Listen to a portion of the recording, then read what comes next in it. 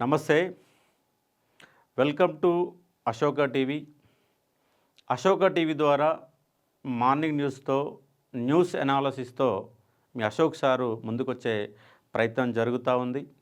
కాబట్టి ఇప్పటి వరకు అశోక టీవీని ఎవరైతే సబ్స్క్రైబ్ చేసుకోలేదో వాళ్ళు సబ్స్క్రైబ్ చేసుకొని ముందుకు నడిపించాల్సిందిగా కోరుతా ఉన్నాం.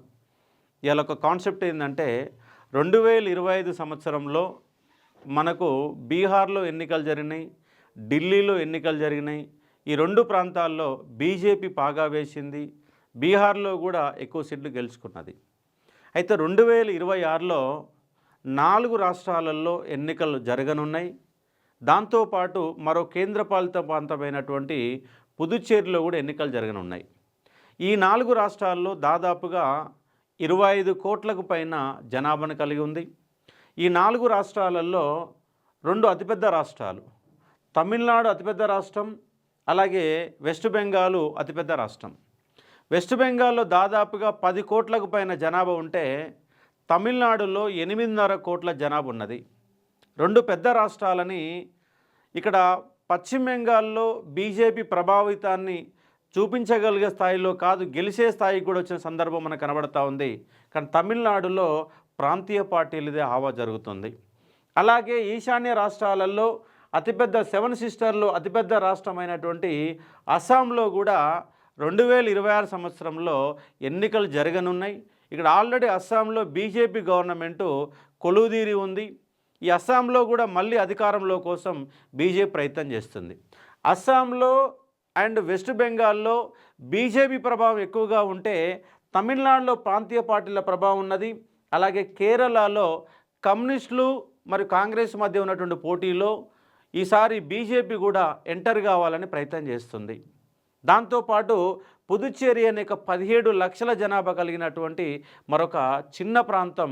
ఎందుకంటే దేశంలో 2 కేంద్రపాలిత ప్రాంతాలు, ఢిల్లీలో పుదుచ్చేరి 2 కేంద్రపాలిత ప్రాంతాలు అయినప్పటికీ ఇక్కడ అసెంబ్లీలు నెలకొని రాష్ట్ర రాజకీయాలను ప్రభావితం చేసేటట్టు, దేశ రాజకీయాలను ప్రభావితం చేసే అసెంబ్లీలు ఉన్న అంశాన్ని ఇక్కడ అర్థం చేసుకునే ఒక ప్రయత్నం చేయవచ్చు.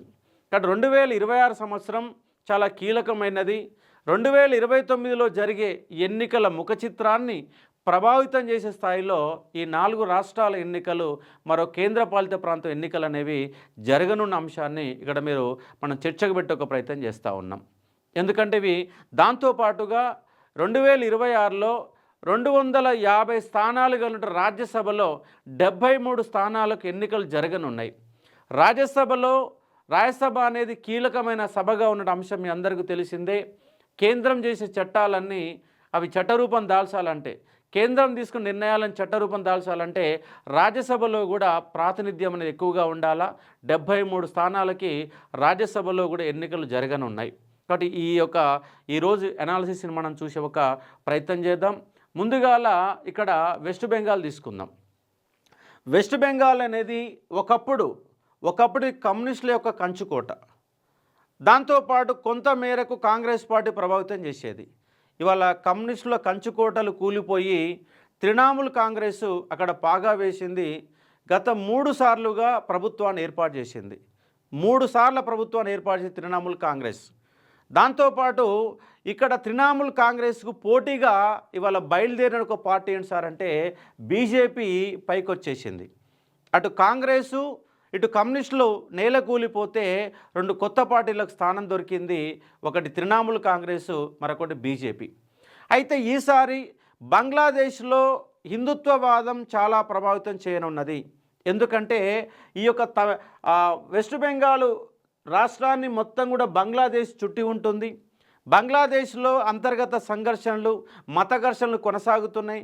బంగ్లాదేశ్ జాతీయులు కూడా చాలామంది ఇక్కడ వెస్ట్ బెంగాల్కు తరలి వస్తున్నారని, ఉపాధి కోసం తరలి వస్తున్నారని అక్కడ బీజేపీ బలమైన హిందుత్వవాదాన్ని బలంగా నింపే ప్రయత్నం చేస్తుంది. పైగా తృణమూల్ కాంగ్రెస్ అనేది 3 సార్లు గెలిచి ఉన్నది కాబట్టి సాధారణంగా వ్యతిరేకత ఉండడానికి అవకాశాలు ఎక్కువ ఉన్నాయి.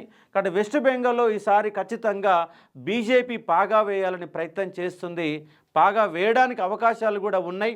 ఎందుకంటే ఇక్కడ తృణమూల్ కాంగ్రెస్ పైన కొంత వ్యతిరేకత ఉండడం, సొంత పార్టీలోనే వ్యతిరేకత రావడం, కుంభకోణాలు వెంటాడడం ఇవన్నీ కూడా కొనసాగుతున్నాయి.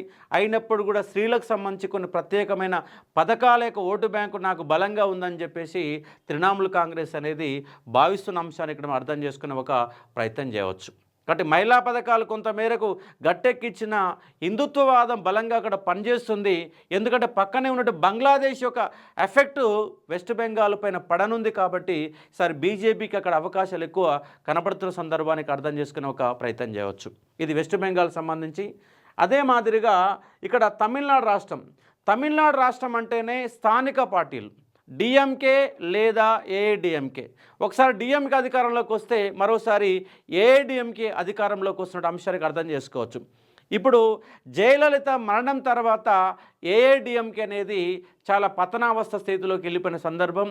దాని కారణంగానే డిఎంకే వాళ్ళ అధికారంలో ఉంది, స్టాలిన్ వాళ్ళ అధికారంలో ఉన్నాడు.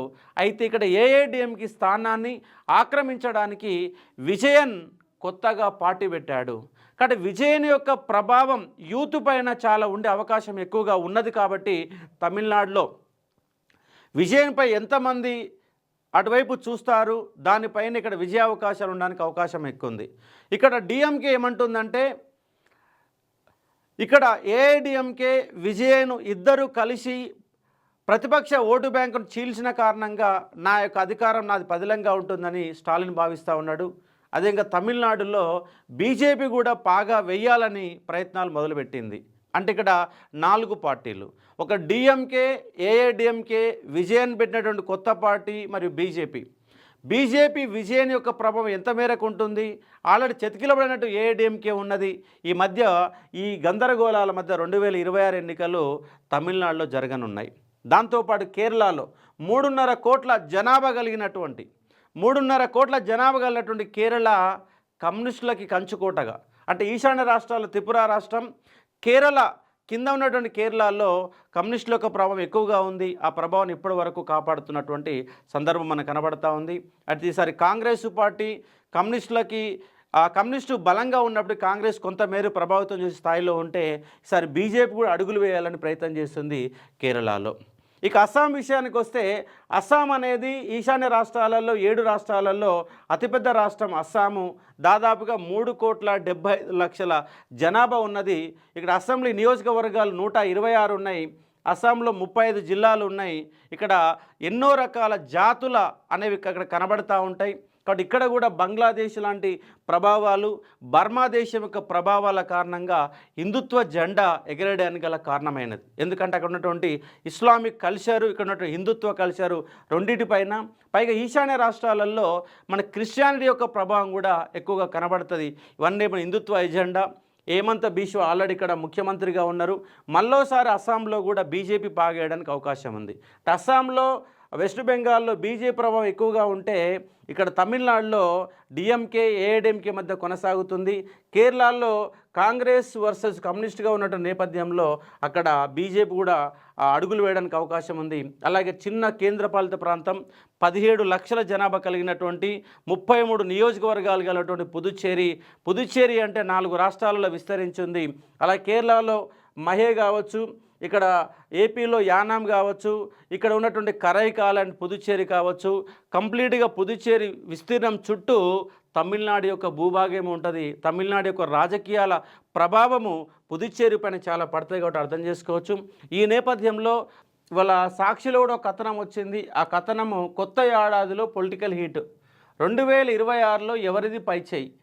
5 రాష్ట్రాల్లో అగ్ని పరీక్ష. 5 కాదు 4 రాష్ట్రాల్లో కేంద్రపాలిత ప్రాంతం. బెంగాల్, తమిళనాడులో నువ్వా నేనా, దీదీకి యాంటీ గండం, స్టాలిన్కు విజయ్ భయం, పెద్దల సభలో పట్టు కోసం పావులు, మారనున్న దేశ రాజకీయ ముఖచిత్రం. దేశ రాజకీయాల్లో మరో మహాసంగ్రామానికి తెరలేచింది. 2025లో ఢిల్లీ, బీహార్ ఎన్నికల ఫలితాలు ఇచ్చిన కిక్కు నుంచి రాజకీయ పార్టీలు తేరుకోకముందే 2026 రూపంలో మరో సవాలు ముందుకొచ్చింది. కొత్త సంవత్సరం సాక్షిగా 5 రాష్ట్రాల్లో మోగనున్న ఎన్నికల నగారా జాతీయ రాజకీయాల్లో పెను మార్పులకు తెరదీయనుంది. పశ్చిమ బెంగాల్, తమిళనాడు, కేరళ, అస్సాం, పుదుచ్చేరి అసెంబ్లీ ఎన్నికలతో పాటు పార్లమెంట్లో కీలకమైన రాజ్యసభ సీట్ల భర్తీ ఏడాదే జరగనుండడంతో ఢిల్లీ పీఠంపై ఉత్కంఠ నెలకొన్నది. ఎన్నికలు కేవలం అధికార మార్పిడి కోసమే కాదు, 2029 సార్వత్రిక ఎన్నికలకు ముందస్తు హెచ్చరికలుగా సెమీఫైనల్స్గా మారనున్నాయని రాజకీయ విశ్లేషకులు స్పష్టం చేస్తూ ఉన్నారు. అలాగే బెంగాల్ రణరంగంలో మమతా కోటలో కమలం వికసించేనా? దేశం మొత్తం ఆసక్తిగా ఎదురుచూస్తున్న పోరు పశ్చిమ బెంగాల్లోనే జరగనుంది. పశ్చిమ బెంగాల్లో రాజకీయ వాతావరణం నిప్పుల కొలుమిని తలపిస్తుంది. వరుసగా హ్యాట్రిక్ విజయాలతో తిరుగులేని నేతగా ఎదిగిన మమతాకు ఈసారి సొంత గూడు నుంచి అసమ్మతి సెగలు రగులుతున్నాయి. సందేశ్కాలి ఘటనలు, రేషన్, విద్యాశాఖ కుంభకోణాలు తృణమూల్ కాంగ్రెస్ ప్రతిష్టను మసకబారేలా చేశాయి. అయితే లక్ష్మీర్ భండార్ వంటి పథకాలతో మహిళా ఓటు బ్యాంకును మమత పదలపరుచుకున్నారు. గత ఎన్నికల్లో 77 సీట్లలో సత్తా చాటిన బీజేపీ ఇక్కడ 292 అసెంబ్లీ స్థానాలు ఉన్నాయండి. 292 అసెంబ్లీ స్థానాల్లో 77 పోయినసారి బీజేపీ గెలిచింది. ఈసారి ఎలాగైనా మమతను గద్దెదించి కాషాయ జెండా ఎగిరవేయాలని ఊలుతుంది. ముక్కోన పోటీలో కాంగ్రెస్ లెఫ్ట్ కూటమి ఓట్లు చీలితే అది అంతిమంగా ఎవరికి లాభం చేకూరుస్తుందనేదే ఇక్కడ ఆసక్తికరమైన అంశం. అయితే ఇక్కడ బెంగాల్లో ఈసారి అన్ని అంశాల కంటే హిందుత్వ ఎజెండా బలంగా పనిచేయనున్నది. దాని కారణంగా బీజేపీ అవకాశాలు మెండుగా ఉండడానికి అవకాశం ఉంది. తృణమూల్ పైన ఉన్నటువంటి సాధారణ వ్యతిరేకత, ఈ కుంభకోణాలన్నీ కూడా ప్రభావితం చేసే అవకాశాలు చాలా ఎక్కువగా కనబడుతున్నట్టుగా మనకు స్పష్టమవుతూ ఉంది. ద్రావిడ గడ్డపై సినిమా చూపించేది ఎవరు? ఎందుకంటే తమిళనాడు అంటేనే సినిమా రంగం. ఇవాళ సినిమా రంగంకి వెళ్ళి వచ్చిన వాళ్ళే తమిళనాడు యొక్క రాజకీయాలను మొత్తంగా ప్రభావితం చేశారు. అయితే దేవాలయాలకు నిలమైనటువంటి తమిళనాడులో బీసీ వాదం చాలా బలంగా ఉన్నది. 1920లోనే బ్రాహ్మణిజానికి వ్యతిరేకంగా బీసీ వాద వెనుకబడిన కులాల ఒక సమైక్యత ఇక్కడ బలంగా పనిచేసి బ్రాహ్మణిజం వ్యతిరేకంగా 1920స్లోనే బీసీ వాదం తెరపైకి వచ్చింది. దాని తర్వాత సినిమా రంగంకి వెళ్ళి వచ్చిన నాయకులు కూడా ఆ బీసీ వాదాన్ని పట్టుకొని ముందుకు పోయారు. అక్కడ ముఖ్యమంత్రులు కూడా బీసీలు అవుతున్న అంశాన్ని ఇక్కడ అర్థం చేసుకోవచ్చు. అయితే ఈసారి విజయం రూపంలో కొత్త పార్టీ తమిళనాడు తెరపైకి రావడం ఇక్కడ చర్చానీయాంశం అన్న అంశాన్ని ఇక్కడ అర్థం చేసుకోవచ్చు. తమిళనాడు రాజకీయాలు ఎప్పుడు డిఎంకే, అన్నా డిఎంకే చుట్టూనే తిరిగేవి. కానీ ఈసారి తమిళ పెట్రి కజిగం టీవీకి అధినేత నటుడు విజయ్ రూపంలో సరికొత్త శక్తి దూసుకొచ్చింది. ముఖ్యమంత్రి ఎంకే స్టాలిన్ తన సంక్షేమ పథకాలే శ్రీరామ రక్షని నమ్ముతుంటే అన్నా డిఎంకే పూర్వ వైభవం కోసం పాకులాడుతుంది. ఎందుకంటే జయలలిత మరణించిన తర్వాత అన్నా డిఎంకే అప్పుడు ఏదో ప్రభుత్వాన్ని కొనసాగించారు. స్టాలిన్ అధికారంలోకి వచ్చి దాదాపుగా 5 సంవత్సరాలు కావస్తుంది. ఆయన మీద కొంత వ్యతిరేకత ఉంటే ఉండవచ్చు. కానీ అన్నా డిఎంకే మళ్ళీ పూర్వవైభవం ఎంత ప్రయత్నం చేసినా కూడా కష్టమైన పరిస్థితి. అయితే అన్నా డిఎంకే స్థానాన్ని ఈసారి విజయాన్ని కనుక అందుకోగలిగితే మళ్ళీ అధికారం స్టాలిన్కు ఉండే అవకాశం ఉండవచ్చు. అంటే ఇక్కడ అన్నా డిఎంకే ఎంతవరకు ప్రభావితం చేయగలుగుతుంది? ఎందుకంటే విజయన్ యొక్క ప్రభావం కొంత పెరిగే అవకాశాలు కనబడుతుంది. కొత్తగా పార్టీ వచ్చింది కాబట్టి అర్థం చేసుకోవచ్చు. యువతలో పిచ్చ క్రేజ్ ఉన్న విజయ్ ఎవరి ఓట్ల గండి కొడతారనేది అసలు సిసలు ట్విస్టు. అయితే ఇక్కడ 2వ స్థానం అన్నా డిఎంకే కాకుండా విజయన్ కనుక 2వ స్థానంలోకి నిలబడితే ఇక్కడ రాజకీయ మార్పులు మారడానికి అవకాశాలు కనబడతా ఉన్నాయి. విజయం చీల్చే ప్రతి ఓటు అధికార డిఎంకు నష్టమా, లేక ప్రభుత్వ వ్యతిరేక ఓటు చేయడం వల్ల స్టాలిన్కి లాభమా అన్నది ఆసక్తి రేపుతుంది. అన్నామలై సారథ్యంలో బీజేపీ తమిళనాట పాగా వేయాలని వ్యూహాలు రచిస్తుంది. కాకపోతే జాతీయ పార్టీలకు చోటు లేనట్టుగా 1967 నుంచి ఇవాళ 2025 వరకు కూడా అక్కడ ప్రాంతీయ పార్టీలే ఆధిపత్యం, తమిళ భాషదే ఆధిపత్యం. హిందీ భావజాలను తీవ్రంగా వ్యతిరేకున్న రాష్ట్రము తమిళనాడు. కాబట్టి కేంద్ర రాజకీయాలకు దూరంగా ఇప్పటివరకు ఎలాంటి ప్రభావితం కూడా లేకుండా ఉన్నటువంటి ఒకే ఒక్క రాష్ట్రం ఏంటి సార్ అంటే అది తమిళనాడు అన్న అంశానికి అర్థం చేసుకునే ప్రయత్నం చేయవచ్చు. నెక్స్ట్ కేరళలో సాంప్రదాయం, అస్సాంలో హిందుత్వ ఎజెండా. సాధారణంగా కేరళలో 5 ఏళ్లకోసారి ప్రభుత్వం మారే ఆనవాయితీ ఉంది.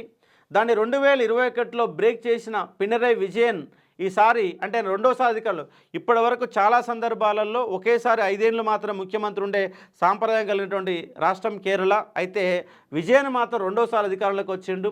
విజయన్కి ఈసారి ఆర్థిక సంక్షోభం, సహకార బ్యాంకుల కుంభకోణాల రూపంలో తీవ్ర వ్యతిరేకతను ఎదుర్కొంటున్నారు. దీన్ని ఆసరాగా చేసుకొని కాంగ్రెస్ కూటమి యూడీఎఫ్ అధికారం చేపట్టాలని చూస్తుండగా బీజేపీ క్రైస్తవ వర్గాలను ఆకట్టుకునే పనిలో పడింది. అటు ఈశాన్య రాష్ట్రం అస్సాంలో పరిస్థితి భిన్నంగా ఉంది. ముఖ్యమంత్రి హేమంత్ బిశ్వ శర్మ హిందుత్వ అజెండా, నియోజకవర్గాల పునర్విభజన బీజేపీకి కలిసి వచ్చే అంశాలుగా మారే అవకాశాలు ఉన్నాయి. ఇక్కడ మతపరమైన ఓట్ల చీలికే గెలుపోవటంలని ప్రభావితం చేస్తుంది. ఫలితాలను తారుమారు చేసే పంచసూత్రాలు ఈ ఎన్నికల్లో ప్రధానంగా 5 అంశాలు గెలుపోవటాలను ప్రభావితం చేయనున్నాయి. మొదటిది మహిళా ఓటర్లు. బెంగాల్, తమిళనాడులో ప్రధానంగా 5 అంశాలు గెలుపోవడం ప్రభావితం చేయనున్నాయి. మొదటి మహిళా ఓటర్లు. బెంగాల్, తమిళనాడులో మహిళలే నిర్ణయాత్మక శక్తి. రెండవది యువత. ఉద్యోగాల కోసం ఎదురుచూసిన యువత ఆగ్రహం ప్రభుత్వాలు మార్చే శక్తి కలిగి ఉంది. ఎందుకంటే ఇవాళ రేపు రాబోయే రోజుల్లో దేశవ్యాప్తంగా ఒక కొత్త విప్లవమైన ఏదైనా వస్తుందంటే అది యువత నుంచే వచ్చే అవకాశం ఉంది. ఎందుకంటే రోజు రోజు అక్షరాస్యత పెరుగుతుంది, చదువుకున్న వాళ్ళ సంఖ్య పెరుగుతుంది, చదువుకున్న వాళ్ళ స్టడీస్కి అనుగుణంగా ఉద్యోగాల యొక్క రాని పరిస్థితి నెలకొన్నది. ఇవాళ తెలంగాణ రాష్ట్రంలో నిరుద్యోగుల పేరుతో అధికారంలోకి వచ్చినటువంటి కాంగ్రెస్ పార్టీ నిరుద్యోగుల మాత్రం నిండా ముంచింది. అది రేపు రాబోయే ఎన్నికల్లో ఖచ్చితంగా దాని ప్రభావం కనబడుతుంది. అది కాంగ్రెస్ పార్టీ మొత్తంగా బొందబెట్టడానికి యువత కృషి చేసే అవకాశాలు బాగా కనబడుతున్నాయి. ఉద్యోగాలకు ఎదురు చూస్తున్న యువత ఆగ్రహం ప్రభుత్వాల మార్చే శక్తి కలిగి ఉంది. మూడవది కుల మత సమీకరణాలు. ముఖ్యంగా అస్సాం, బెంగాల్ది కీలకం. ఎందుకంటే అస్సాంలో కానీ బెంగాల్లో కానీ హిందుత్వ అజెండా అనేది ప్రభావితం చేసే అవకాశాలు ఎక్కువ ఉన్నాయి. నాలుగో అధికార వ్యతిరేకత. 3 సార్ల బెంగాల్లో మమతా అధికారంలో ఉంది. రెండోసారి అధికారంలో పినరయ్ విజయన్ కేరళలో అధికారంలో ఉన్నాడు. అంటే 2 సార్లు అధికారంలో, ఇక 2 సార్లు అక్కడ 3 సార్లు కాబట్టి వ్యతిరేకత అనేది స్పష్టంగా కనబడనుంది. అలాగే ఏళ్ల తరబడి అధికారంలో ఉన్న పార్టీల ప్రజల్లో ఉండే అసహనం. ఐదోది పొత్తులు. ఒకవేళ ఇప్పుడు ఏఐడిఎంకే తమిళనాడులో ఏఐడిఎంకే విజయను బీజేపీ గనక 3 పొత్తులు పెట్టుకుంటే అప్పుడు స్టాలిన్కి చాలా కష్టమయ్యే పరిస్థితి. అంటే ఒకవేళ మరి ఇలాంటి పొత్తులు కనుక ఏఐడిఎంకేతోని విజయాన్ని కనుక పొత్తు పెట్టుకుంటే విజయావకాశాలు పెరగడానికి అవకాశం ఉన్నాయి. అవసరమైతే విజయన్ అధికారంలోకి రావడం కూడా అవకాశం ఉంది. ఎందుకంటే అక్కడ ఉన్నటువంటి అసెంబ్లీ స్థానాలు కనుక చూస్తే తమిళనాడులో 28 జిల్లాలు, 234 నియోజకవర్గాలున్నాయి. 234లో అట్లీస్ట్ మనకు ఒక 117, 118 స్థానాలు వస్తే అధికారం చెప్పడానికి అవకాశం ఉంది. అంటే ఇక్కడ పొత్తులు అనేవి ప్రభావితం చేయడమే కాదు. మొన్న ఏపీని మీరు చూశారు. ఇక్కడ జగన్ ఒకవైపు ఉంటే మరో బీజేపీ అండ్ దాంతోపాటుగా టీడీపీ, అదేవిధంగా పవన్ కళ్యాణ్ ముగ్గురు కలిసిన కారణంగా జగన్ కేవలం 11 స్థానాలు మాత్రమే వచ్చినాయి. ఇక్కడ పొత్తుల కలయిక అనేది చాలా ఇంపార్టెంట్ అన్న అంశము ఏపీ యొక్క ఎన్నికల ఫలితాలు చూసినప్పుడు మనకు అర్థమవుతా ఉంది. కాబట్టి రేపు తమిళనాడులో కూడా అలాంటి ఒక పొత్తులు కనుక కుదిరితే స్టాలిన్కు పదవి గణన ఖచ్చితంగా కనపడే అవకాశాలు చాలా ఉన్న అంశాన్ని ఇక్కడ అర్థం చేసుకోవచ్చు.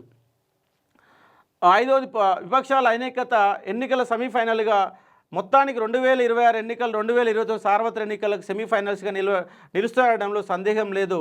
మరి ఓటరు ప్రాంతీయ అస్తిత్వానికి పట్టం కడతారా, జాతీయ భావాజాలానికి జై కొడతారా అనేది కాలమే నిర్ణయించాలా. ఇక్కడ ప్రాంతీయ అస్తిత్వం తమిళనాడులో బలంగా కనబడితే కేరళలో సపరేట్ రాజకీయాలు కనబడుతున్నాయి. హిందుత్వ అజెండా మనకు ఇక్కడ అస్సాంలో మరి తమిళనాడులో కనబడుతున్న అంశాన్ని ఇక్కడ అర్థం చేసుకోవచ్చు. అలాగే మరొక అంశం ఏంటంటే ఇక రాజ్యసభ ఫైట్ అనేది ఇక్కడ మరొక అంశంగా ఇచ్చారు.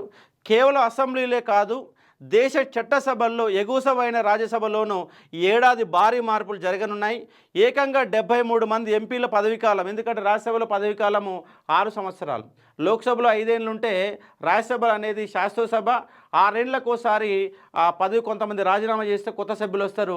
ఎప్పుడు అది కొనసాగుతున్న సభగా మీ అందరికీ తెలిసిందే. ముగియను ఈ సీట్లను దక్కించుకోవడం కోసం 73 మంది ఎంపీల పదవీకాలం ముగియనుంది. ఈ సీట్లను దక్కించుకోవడం కోసము కేంద్రంలో ఎన్డీఏ సర్కారుకు అనివార్యంగా మారింది. వక్ఫ్ సవరణ బిల్లు, ఉమ్మడి పౌరస్మృతి వంటి కీలక బిల్లులు రాజ్యసభలో గట్టెక్కాలంటే బీజేపీకి మెజార్టీ అత్యవసరం. అందుకే అసెంబ్లీ ఎన్నికల ఫలితాలు రాజ్యసభ గణితాన్ని, తద్వారా దేశ పరిపాలన విధానాన్ని ప్రభావితం చేయనున్నాయి. కాబట్టి 2026లో పొలిటికల్ హీట్ అనే కాన్సెప్ట్తో వాళ్ళ సాక్షిలో కథనం వచ్చింది. ఆ కథనంలో భాగంగా 2026లో ఎన్నికల అంశాలన్నిటిపైన మనం ఒక ఎనాలిసిస్ చేసి ఒక ప్రయత్నం చేశాం. ఇలాంటి ఎన్నో సబ్జెక్ట్ ఎనాలిసిస్ కోసం ఎదురు చూస్తుండండి అశోక టీవీ మరి అశోక ఆన్లైన్ అకాడమీ. కాబట్టి ఎడ్యుకేషన్ అంశాలు మొత్తం కూడా అశోక ఆన్లైన్ అకాడమీలో, సాధారణ అంశాలను కూడా అశోక టీవీలో మీకు స్పష్టంగా రెగ్యులర్గా కనబడతా ఉంటాయి. కాబట్టి దీన్ని ఫాలో అయ్యే ప్రయత్నం చేస్తారని, సబ్స్క్రైబ్ చేసుకొని వాళ్ళు సబ్స్క్రైబ్ చేసుకుంటారని ఆశిస్తూ ఉన్నాం. Thank you.